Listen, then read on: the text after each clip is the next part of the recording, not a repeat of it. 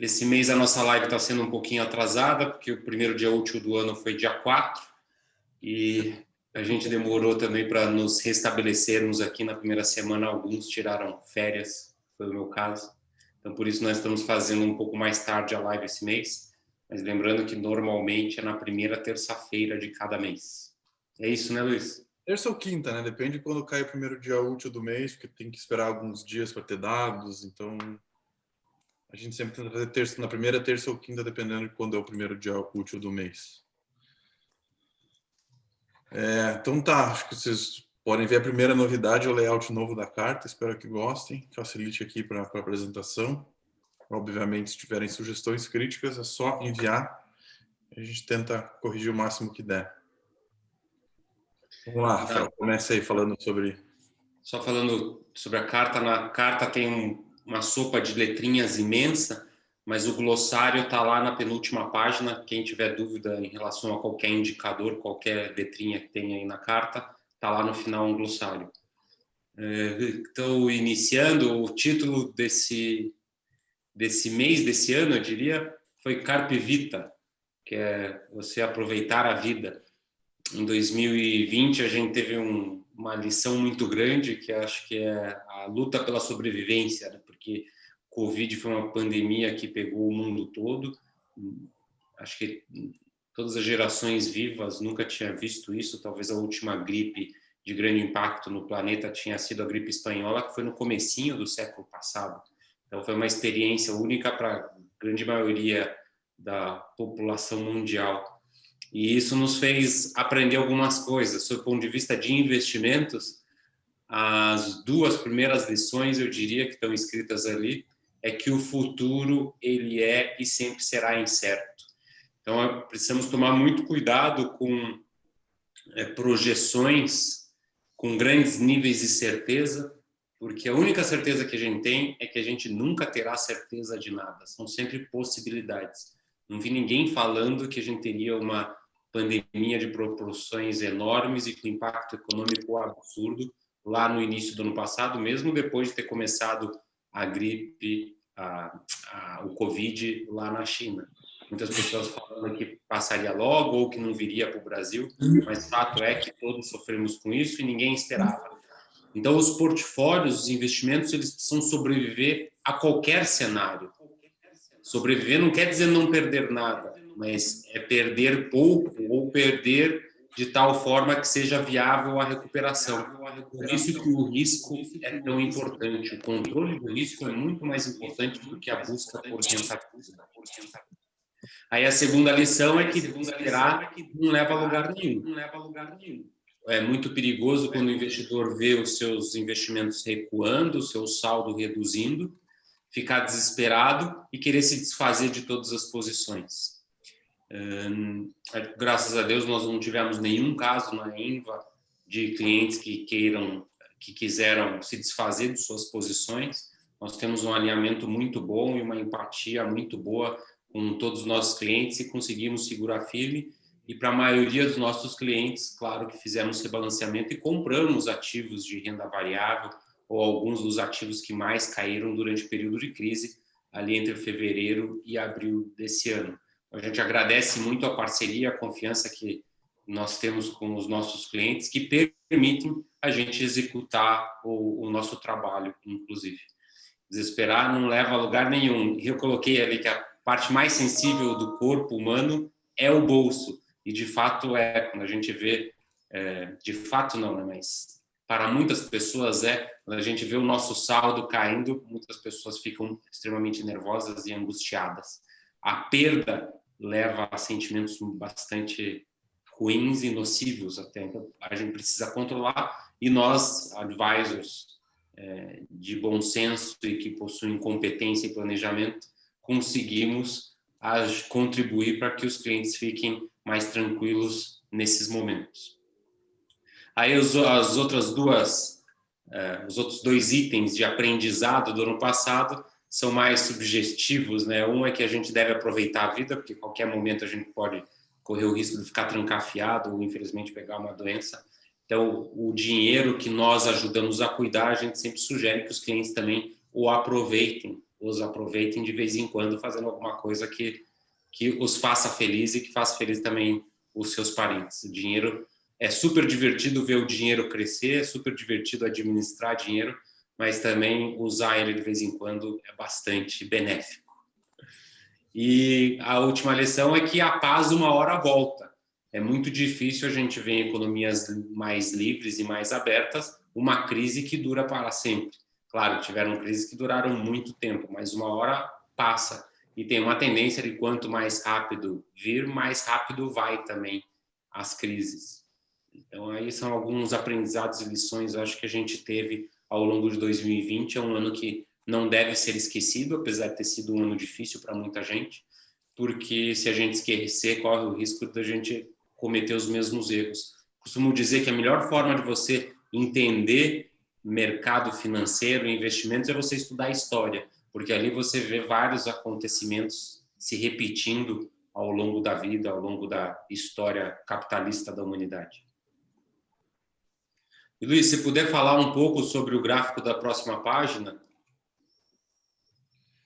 Bom, esse gráfico aqui é o balanço do Fed, né? Então, o Fed é um banco, como qualquer banco, ele tem o balanço dele, e aqui a gente vê a evolução dos ativos, do lado do ativo do balanço, né? Então, o começo aqui, até na crise de 2008, que deu aquela explosão, e desde a crise a gente vê que o balanço vem aumentando, até chegar num patamar aqui no meio próximo de 2015, um pouco mais de 4 trilhões de dólares, e o Fed o objetivo era diminuir ao longo dos anos para voltar nesses níveis pré-crise de 2008. Mas aconteceu o Covid e o Fed teve que agir rápido, né? Então, rapidamente, aqui eles injetaram de 4,5 para um pouco mais de 7, então mais de 2,5 trilhões de dólares na economia, e tem aumentado um pouco esse valor, ao mesmo tempo que o governo americano também deu subsídios para os habitantes aqui. Então, tem muito dinheiro circulando na economia.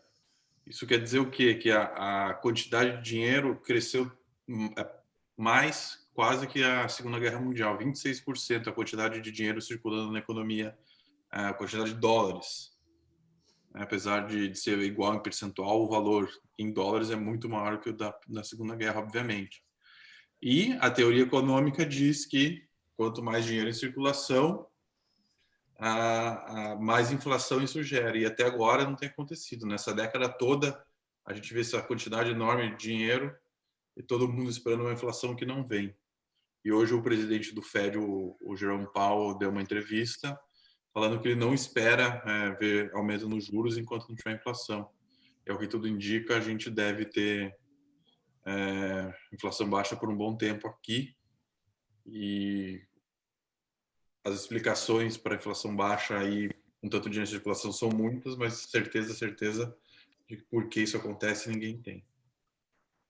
E, Luiz, na Europa o cenário está parecido em relação à inundação de liquidez no mercado? Está parecido lá. Todos os governos também fizeram o mesmo, obviamente um pouco em proporções menores que os Estados Unidos, mas a soma é quase igual. E pela primeira vez a Europa fez um mecanismo da zona, da comunidade europeia, né?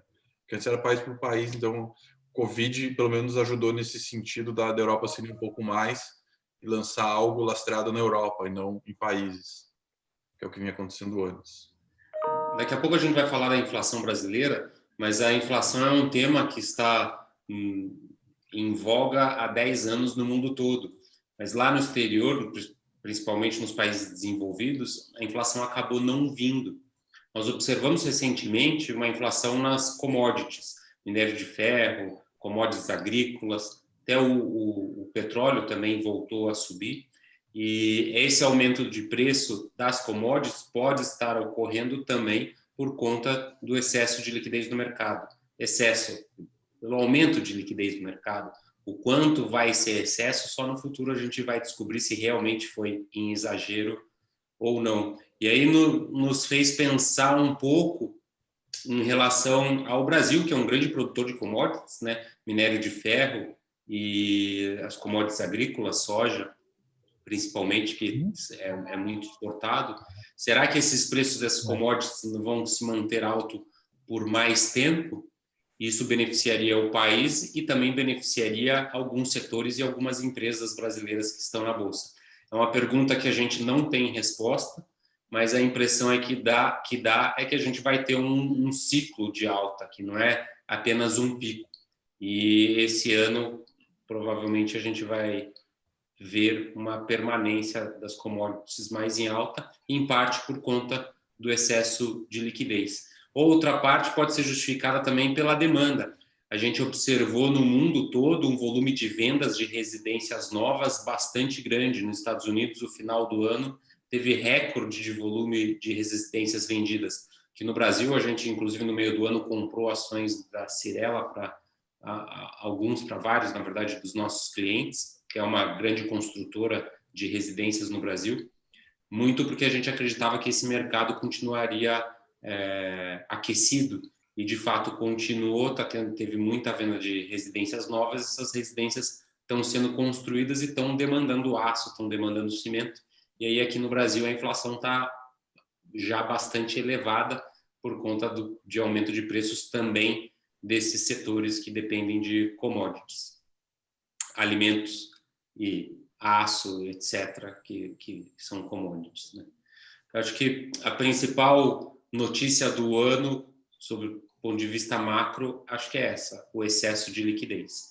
Esse excesso de liquidez, conjugado à volta de crescimento, deve fazer com que os ativos permaneçam em valores elevados, eu diria assim. Ou seja, a gente não consegue imaginar uma crise que faça o valor das ações caírem 20%, 15%, 30%. Talvez uma crise que faça cair 10%, no máximo 15%, isso todo ano acontece, isso vai acontecer em algum momento, mas não parece algo com força bastante para manter em queda os ativos. E só um último comentário aqui, mais subjetivo.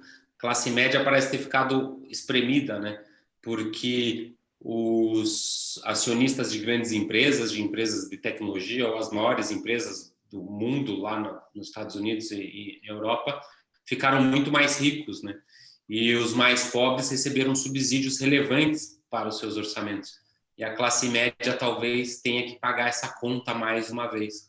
Então é algo para a gente observar. Talvez a eleição do Trump nos Estados Unidos já tenha ocorrido por insatisfação da classe média, que no Brasil a eleição do Bolsonaro também pode ter ocorrido por isso. E o que a gente observa é que essa inflação vai continuar. Até o Murilo estava comentando há pouco numa conversa que nós estávamos tendo, que é o tiozão do WhatsApp. Então, esse pessoal que está falando de teorias de conspiração, que está insatisfeito com tudo e com todos, talvez seja reflexo disso. A classe média, muitas pessoas da classe média se sentem desamparadas.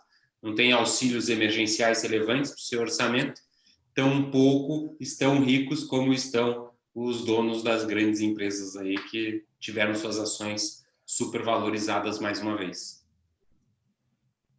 É algo para ser observado. Agora vamos entrar nos indicadores e no nosso portfólio, né? Então aí tem o fechamento do ano. Única classe que de fato caiu, né, Luiz, foi a classe de imóveis. No geral, né? Se a gente pegar granularmente, a gente teve alguns setores, só logística subiu, né? O resto caiu, mas foi imóveis depois de alguns anos muito bons, como a gente pode ver aqui, né? Esse período aqui de 2016 a 2019 foi sensacional, mas 2020... Isso aqui foi um experimento que eu resolvi fazer um dia, colocar desde 2011 alguns indicadores e ir atualizando ver o que acontecia. E esse é o resultado. Não tem conclusão nenhuma, é só... A Invacap está se tornando uma empresa madura, estamos com 10 anos de recomendações públicas e emissão de carta. A gente chegou a completar a nossa tabela de 10 anos. A partir de agora a gente vai andar sempre um ano à direita, é isso, né, Luiz? Isso. Então, só para ver que no longo prazo como os investimentos se comportam, vamos ver o CDI, por exemplo, subindo 10% ao ano, não deve ocorrer mais. A gente deve ter um número bem menor e a bolsa as ações devem ter um rendimento superior à renda fixa a partir daqui uns 3 anos, quando sair todo aquele período. Luiz, só chama atenção para mim ali Comparação do IFIX com os índices de ações. No total? O anualizado. O anualizado do IFIX deu 12%, de 2011 até agora. O IFIX foi criado em 2011, né? E os de ações, quase 10%, o Bovespa 6%. A gente vai falar sobre isso daqui a pouco na classe de imóveis. Então, fechamos 10 anos aí de histórico, tá sensacional. Agora vamos ver os nossos resultados, né? Que ali são os resultados indicadores. Essa é a tabela periódica que foi montada. Tabela periódica Quer falar? A gente colocou na carta de outubro e falei que não ia atualizar tanto, mas os clientes pediram para atualizar mais, então teve uma atualização extra. Mas ele está com os dados de 2020, o início é setembro de 2011, que foi de fato quando a gente fez a nossa primeira recomendação e começou a ter nossos portfólios recomendados. E como vocês podem ver, o nosso portfólio sempre ficou do meio, tipo, do meio, mas mais para cima do meio, ao longo desse tempo todo. E, no final das contas, seria o quarto melhor investimento esse período, com um retorno anualizado de 11%. Aqui é para mostrar que a gente tem que ter paciência e nem querer ser sempre o melhor e, principalmente, evitar ser o pior, né? Porque o dólar, por exemplo, que está esse período todo com uma alta incrível, se você pegar a variação 2011, 2013, 2015, 18 e 20 ele foi o melhor investimento, mas 16, 17, 19 ele foi o pior. Então é fácil olhar para trás e falar, pô, devia ter comprado o dólar em 2011, mas ninguém ia aguentar segurar o dólar durante esse período com toda essa volatilidade. Então a gente tem que tentar sempre combinar uma menor volatilidade possível, e a menor volatilidade possível vai variar, claro, com o perfil de cada um, e sempre tentar ter uma constância.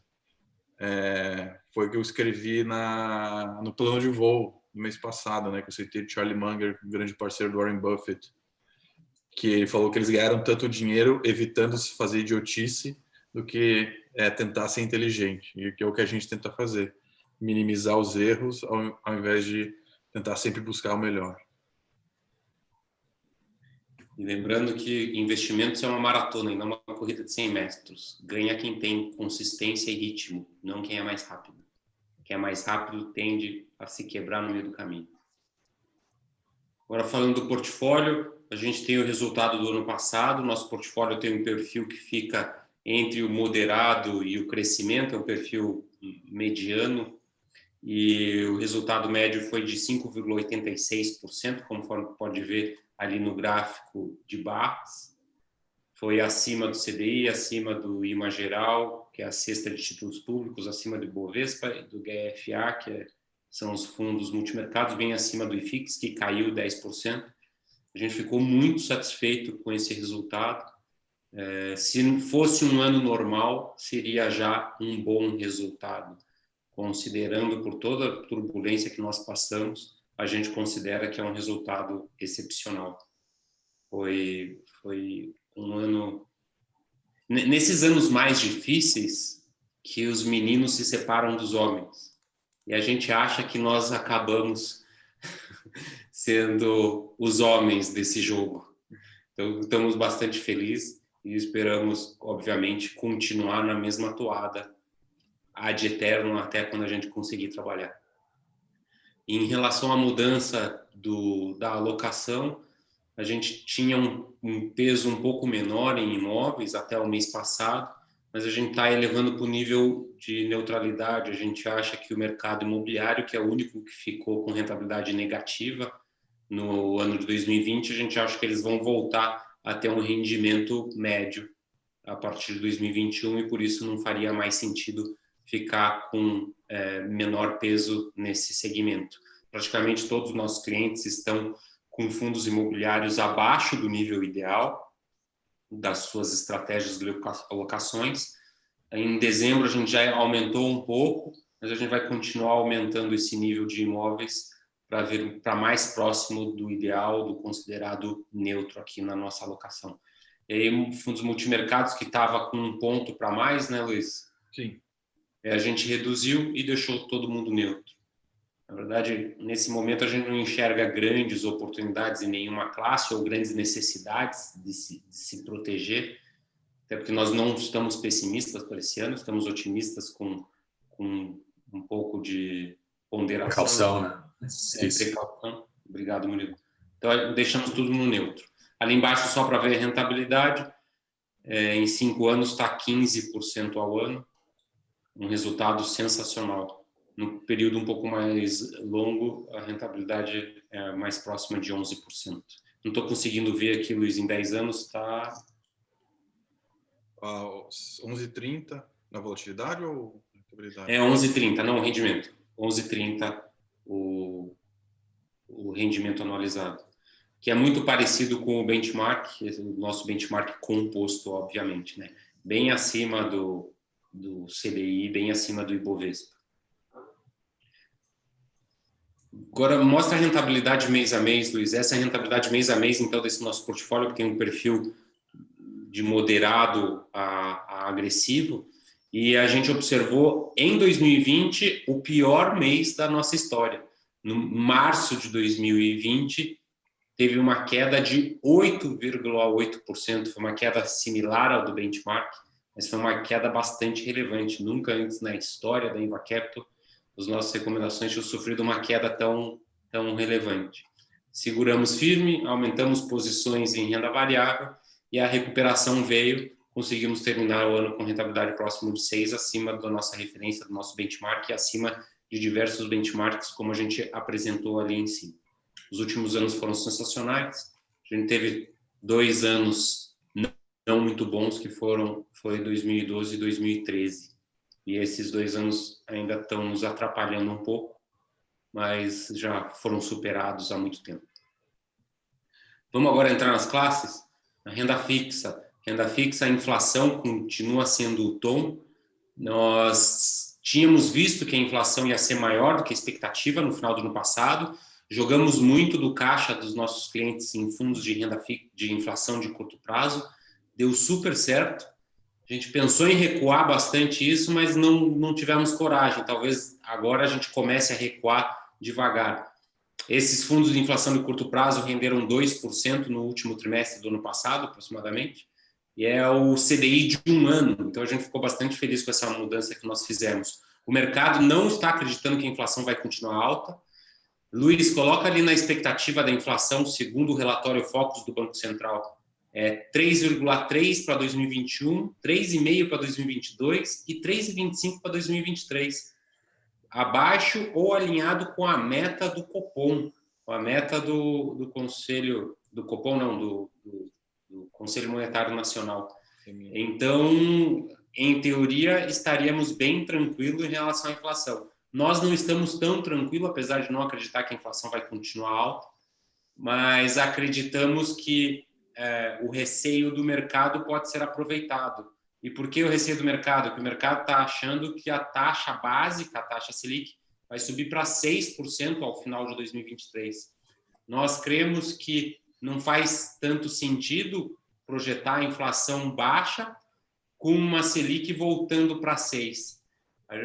Nenhum dos dois números está nos deixando muito confortável, mas o fato é que nós estamos aproveitando as taxas pré-fixadas para comprar ativos desse segmento para os nossos clientes e recomendamos que esses títulos aumentem dentro dos portfólios. Luiz, mostra ali a taxa pré para 2023, 6,38. Então, hoje a gente consegue comprar título público com vencimento lá em 2023. Na verdade, acho que esse vencimento é em janeiro de 2024.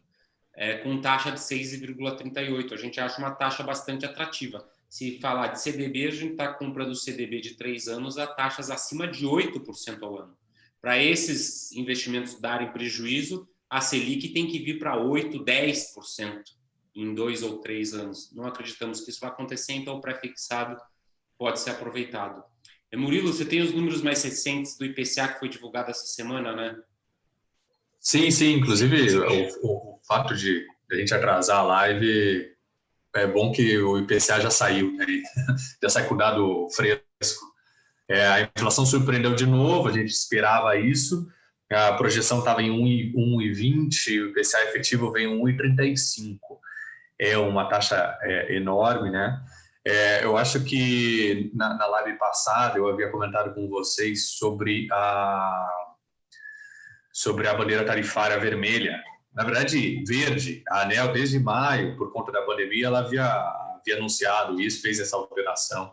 E o prazo venceu em dezembro, então a energia elétrica com certeza contribuiu aí, e como a gente esperava, para o IPCA vir tão alto, né? Em novembro veio 0,89, então acelerou bastante.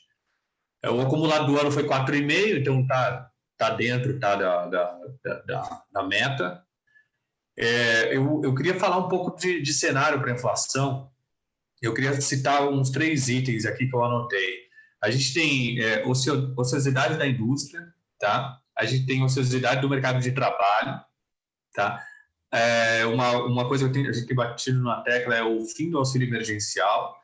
Então, esses itens assim faz com que a gente imagine que, apesar da acelerada que deu a inflação, isso desacelere para os primeiros meses de 2021, tá?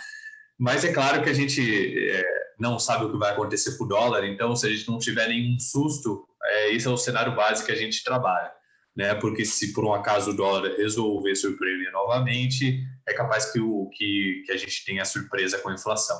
Não é o que a gente trabalha, a gente imagina que não, mas o dólar não dá para, né? O Luiz, bom, vocês dois, né? A gente sabe que o dólar não dá para brincar, né? Não. Nem tentar projetar.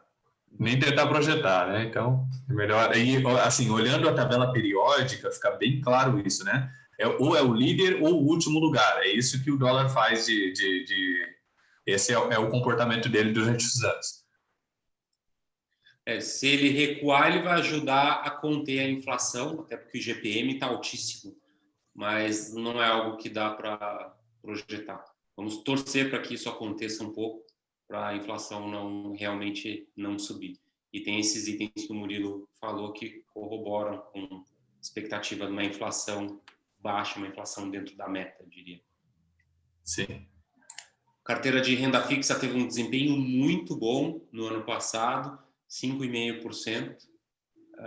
No final do ano, a gente foi beneficiado pela nossa estratégia de aumentar o peso em inflação. Acabamos reduzindo um pouco o duration, o prazo de vencimento médio de renda fixa pré-fixada, e isso não contribuiu positivamente para o rendimento, mas contribuiu para reduzir o risco, porque a gente tinha aumentado os produtos ativos em inflação. Estamos recuperando terreno contra o IMA Geral XC. IMA Geral XC é dificílimo de bater, é um índice fantástico sob o ponto de vista de risco-retorno, mas nos últimos 3 anos, né? Nos últimos 3 anos, estamos conseguindo bater o IMA Geral XC, que é dificílimo. Se a gente pega fundos multimercados e compara com o IMA Geral XC, pouquíssimos deles batem esse indicador. Só lembrando, o IMA Geral XC é uma cesta de títulos públicos. Tem título público que segue a Selic, tem título público pré, título público que segue o IPCA. Cesta desses títulos públicos é o IMA Geral XC. Tem um glossário lá embaixo, caso você fique em dúvida depois sobre isso. Classe de imóveis ficou bem na lanterna esse ano, foi a única classe que ficou negativa, menos 10%. A nossa carteira foi um pouquinho pior. PFF, Brasil Plural, fundo de fundos, que tem um peso grande na nossa carteira, teve uma queda acima de 20% no ano. Foi compensada em parte pela queda muito pequena do Capitânia REIT, que é um fundo que a gente começou a aplicar no começo do ano para reduzir a volatilidade da carteira. Deu certo, só que o Brasil Plural Fundo de Fundos acabou nos penalizando um pouco. Ele fez uma emissão em agosto, que também atrapalhou bastante. Essas emissões têm atrapalhado. Outro que vai fazer nova emissão agora é o 20 Logística. É uma porcaria quando esses fundos imobiliários fazem novas emissões, eles seguram muito o preço, tem uma demanda muito grande, uma oferta grande de novas cotas de um mesmo fundo, e nem sempre tem investidores para consumirem essa demanda. É bem provável que a gente não queira exercer o direito de comprar essa nova emissão do 20 Logística, porque é 113 mais R$5 de comissão que vai estar embutido no preço, e o ativo está a 120. Na verdade, eu tenho ficado bastante insatisfeito com esses gestores que querem só ganhar dinheiro e ficam emitindo cotas e cotas novas aí de fundos imobiliários que já existem. Vocês querem ganhar mais dinheiro captando novos recursos? Abram novos fundos imobiliários. Parem de ficar emitindo cotas de fundos que já existem. Isso daí é terrível para nós investidores. Essa, inclusive, foi uma das razões que também nos fez ir para o Capitania REIT, que é um fundo aberto, que lá não tem essa história. Mas estamos otimistas com os fundos imobiliários, porque nós acreditamos que eles vão voltar a render próximo da média. Qual a média? Nos últimos 10 anos renderam 12% ao ano. Talvez não se repita essa média de 12% ao ano, mas algo próximo de 10% deve acontecer. Talvez até tenha um ano aí com um rendimento um pouco melhor para recuperar a queda do ano passado. Entretanto, lembramos que lá em 2019, na média, os fundos imobiliários subiram 36%. Me corrija se eu estiver errado aí, por favor, Murilo, mas se não me engano foi 36%. Então também estava acima do mercado de ações, foi melhor do que o mercado de ações nos últimos 10 anos, talvez por isso que agora ele tenha devolvido um pouco do rendimento. Até porque não faz grande sentido os fundos imobiliários renderem mais do que as ações, porque eles têm uma volatilidade menor. Então, acaba sendo um contrassenso. Mas a gente pode esperar um rendimento próximo aí de 10% ao ano. Algo próximo de 6%, 7% vindo de dividendos e uma valorização de 2% a 4% da cota ao ano. Aqui é o resultado, então, acumulado desde o início está 220%. No ano passado a gente teve uma rentabilidade negativa e foi um dos poucos momentos que a gente perdeu para o índice. Se vocês forem observar nos últimos anos, o ano passado o IFIX deu 36, a nossa carteira deu 42, em 2018 o IFIX deu 5, nossa carteira deu 12, em 2017 o IFIX deu 19, a nossa carteira deu 30. Em 2016, o IFIX deu 32 e a nossa carteira deu 38. Então, o resultado que a gente conquistou nos últimos anos foram excepcionais e, obviamente, não continuaria assim para sempre. Ficar 1 ponto percentual atrás do IFIX nos deixa extremamente satisfeitos depois de um histórico tão bom como esse aí que a gente apresenta para vocês. E só lembrando que nosso histórico de recomendações está desde 2011 aberto no nosso site. Se você quiser ver qualquer recomendação nossa dos últimos 9 anos, é só ir no nosso site, Carta, lá tem o histórico de todos os meses.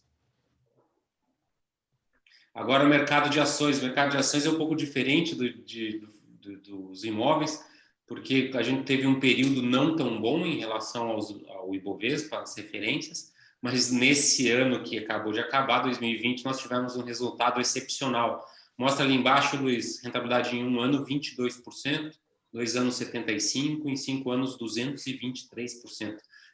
Boa. O Ibovespa não, é o IBRA, que esse ano os dois deram quase a mesma coisa. O IBRA deu 2,87%. A gente conseguiu 20 pontos percentuais a mais de rentabilidade do que a média medida pelo IBRA, que é um índice mais amplo do que o Ibovespa. O último bimestre foi muito bom, porque as nossas recomendações... Luiz, vai lá para baixo na rentabilidade mês a mês, por gentileza, na próxima página. Se vocês observarem ali a rentabilidade mês a mês, vocês conseguem ver que os nossos resultados no começo do ano, de queda, apresentaram quedas inferiores ao índice. Então, em janeiro, a gente teve uma rentabilidade positiva, em fevereiro e março, recuou, mas recuou menos do que o índice. Sensacional, quando cair menos do que o índice. Daí o que a gente quer é que quando sobe, subir pelo menos próximo do índice. E a gente conseguiu, em alguns meses, subir até mais. Foi o caso do mês de abril, foi o caso do mês de junho, foi o caso do mês de julho, foi o caso do mês de novembro. Dezembro, nosso portfólio rendeu menos. Por quê? Porque os fundos ativos, principalmente os fundos long bias, o Opportunity Long Bias, que vários dos nossos clientes têm, eles conseguiram segurar muito a queda. Só que depois a gente conseguiu compensar, eles não subiram tanto quanto a média. Luiz, volta à página anterior. Vejam ali a rentabilidade do último bimestre do Opportunity Long Bias, 19%. No último bimestre do ano, rendeu um bocado a menos do que o Brax e do que o Small, que subiram 27% e 26%. O Dália Total Return subiu só 10% no último bimestre. Não tem problema, porque a gente conseguiu compensar isso com com as nossas posições passivas, que são os 2 ETFs, e também com as ações que a gente recomendou especificamente. Itaúsa, que a gente segurou, não estava muito confortável com o banco, mas nos seguramos, subiu 30%. Cirela, que estava super bem já no começo do ano, subiu mais 36%. A Edux, que estava deixando a desejar, subiu 44% no último bimestre. Então, tiveram alguns papéis aí que conseguiram segurar o nosso resultado para cima, mesmo com tudo bombando, mesmo com muito papel disparando aí no final do ano.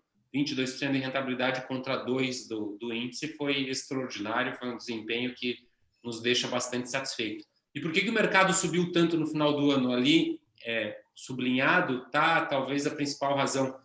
Os investidores estrangeiros tiraram mais de 60 bilhões de reais até outubro da Bolsa Brasileira. E apenas nos últimos 2 meses do ano, eles retornaram 53 bilhões de reais. E como se fala no mercado, contra fluxo não há argumentos. Tá, a Bolsa estava cara, mas veio 50 bilhões de reais de dinheiro novo, vai subir. E foi o que aconteceu.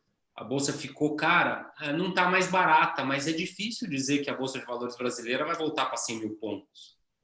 A gente ainda não consegue enxergar isso. Estamos, obviamente, sugerindo que os clientes façam rebalanceamento, talvez vender aí próximo de 5%, talvez até um pouco mais das posições. Lembrando que em dezembro subiu 6% no nosso portfólio, nessa carteira. Então, só para retornar para o nível de novembro, precisaria vender próximo de 5% da carteira de ações. E, além disso, a gente vai tentar migrar mais recursos de fundo passivo para fundo ativo. Os fundos ativos, tanto os fundos long biased como os fundos long only ativos mesmo, eles tendem a ter um desempenho melhor quando o mercado não sobe ou até mesmo quando o mercado recua.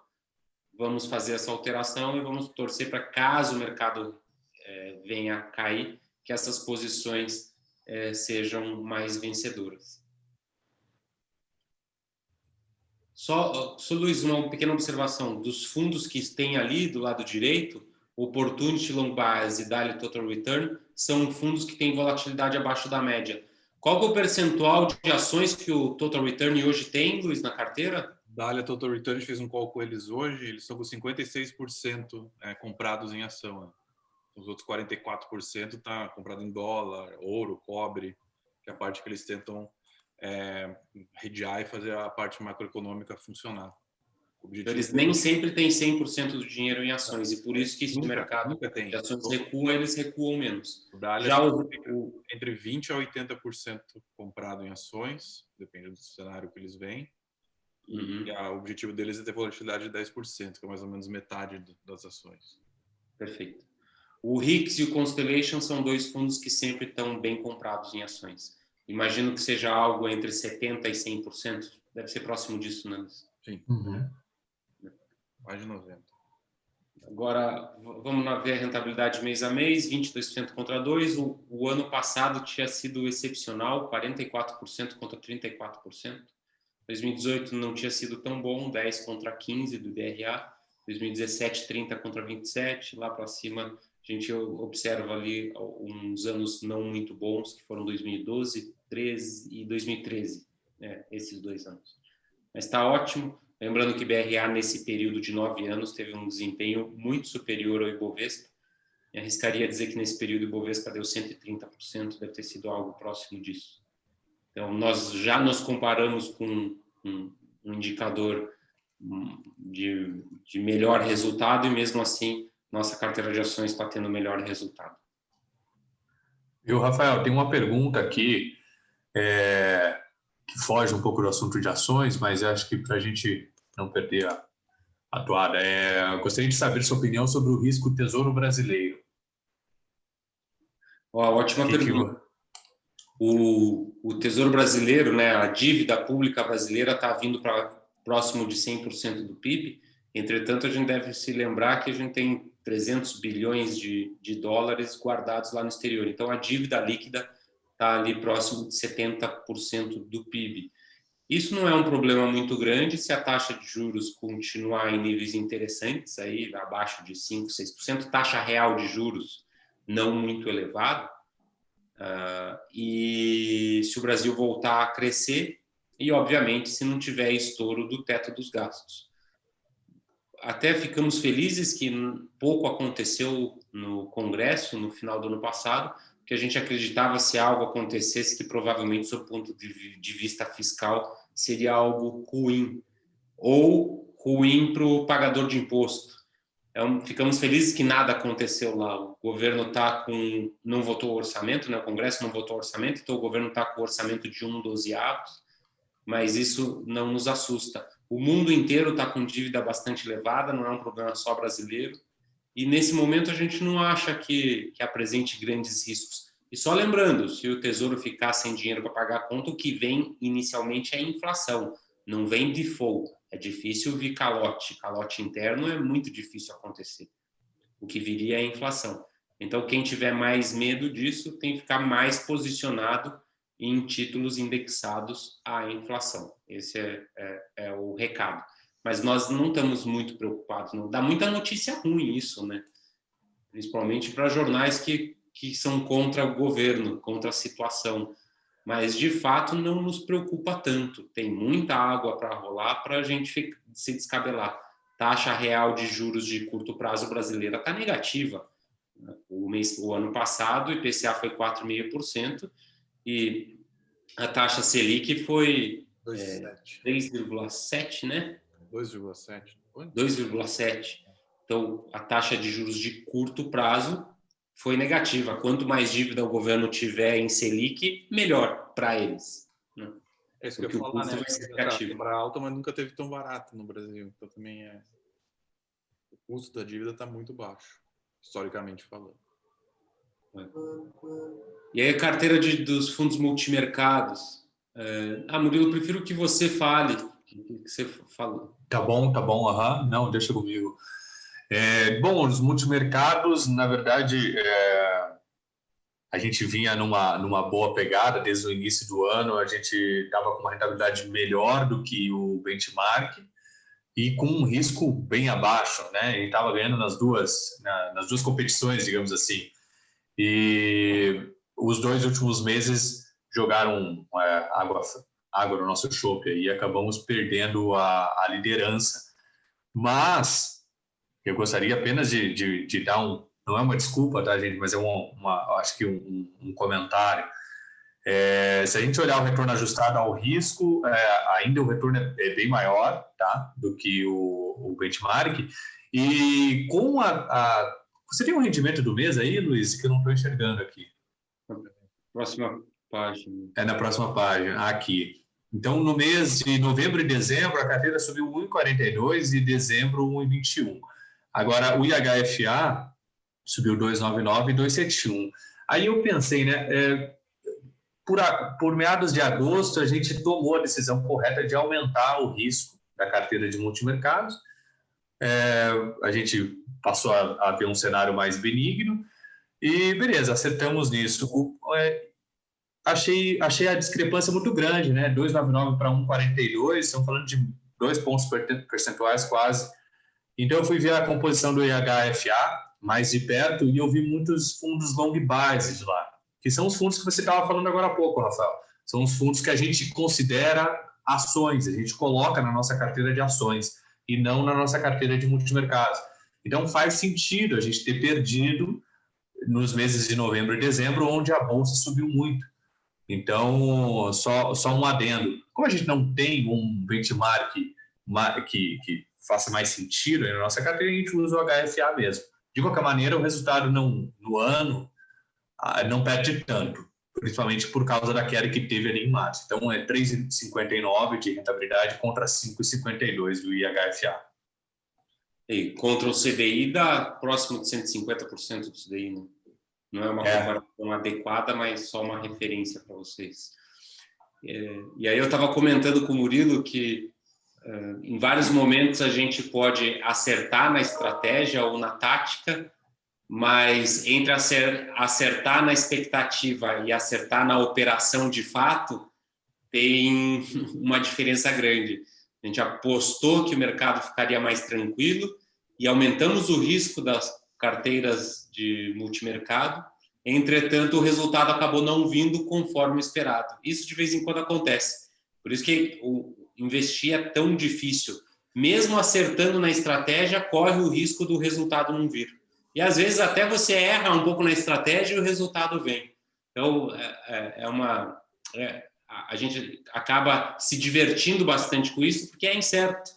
Mas tem que ser muito bom e ter muito bom senso para, na média, ter um resultado interessante.